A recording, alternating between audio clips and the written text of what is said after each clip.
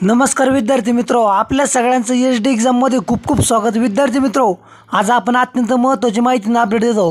राहिलेले जे झेडपीचे पद आहे, ज्यामध्ये आरोग्य सेवक, ग्रामसेवक अत्यंत महत्त्वाचे पद आहेत, त्या परीक्षा होणार की नाही त्या संदर्भामध्ये आता जिल्हा परिषदेने स्पष्ट करावं, काहीतरी परिपत्र काढावं। आणि आपल्याला रोज कमेंट येतात, तसंच विद्यार्थी मित्रो, या व्हिडिओच्या माध्यमातून आपण अत्यंत महत्त्वाची माहिती सांगत आहोत। परीक्षा नेमकं कधी होणार त्या संदर्भात महत्त्वाची माहिती आहेत। तर विद्यार्थी मित्रो, हा व्हिडिओ शेवटपर्यंत बघा, विनंती करतो। चॅनल नवीन असेल तर लगेच चॅनलला सबस्क्राईब करा।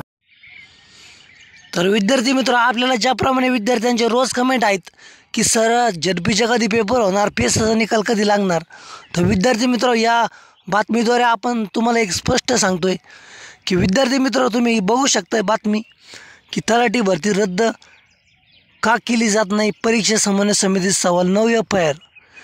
विद्यार्थी मित्र, याचा एक सरळ एक अर्थ असा निघतोय की राज्य सरकारला जे करायचं ते राज्य सरकार करतंच। विद्यार्थ्यांचा किती दबाव असो, विद्यार्थ्यांनी आंदोलन करू, काहीही करू, परंतु राज्य सरकार त्याची दखल घेत नाही, ऐकत नाही। आता तलाठी भरती संदर्भात एवढे विद्यार्थ्यांनी आंदोलन केलं, एवढं राज्यभर सगळीकडे प्रकरण गाजलं होतं, फार उपमुख्यमंत्र्यापर्यंत हे प्रकरण गेलं, तरी राज्य सरकारने तलाठी भरती संदर्भामध्ये कोणतीही भरती परीक्षा रद्द केली नाही किंवा काहीच नाही। याचाच अर्थ असा आहे विद्यार्थी मित्रो, आपले जे झेडपीचे पदं जे राहिलेले आहेत परीक्षा, आपण किती आरडलो, कितीही बोललो, तर राज्य सरकार जेव्हा त्यांना घ्यायची त्यावेळेसच घेणार आहेत।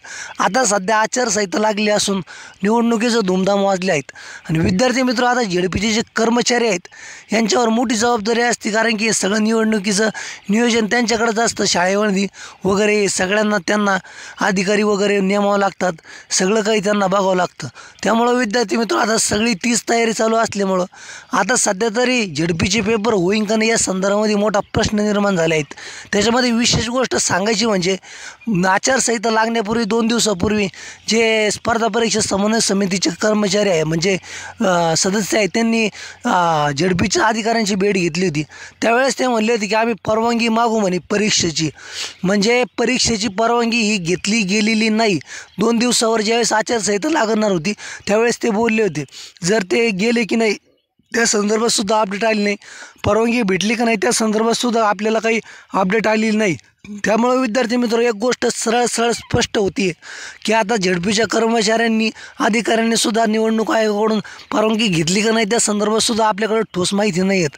आणि जर यांनी परवानगी घेतली असेल तर यांनी या प्रकारे एक परिपत्रक जाहीर करून सांगावं, सगळ्या विद्यार्थ्यांना भ्रमाट न ठेवता एक जाहीर परिपत्रक तरी करावं, जेणेकरून की परीक्षा आता होणार आहे की नाही होणार, की नंतर होणार आहे, जेणेकरून विद्यार्थी आता दररोज कोणी 8 दिवस, कोणी 5 दिवस म्हणताय, परंतु परीक्षा होणार की नाही या संदर्भात फिक्स कोणाकडेच माहिती नसल्यामुळं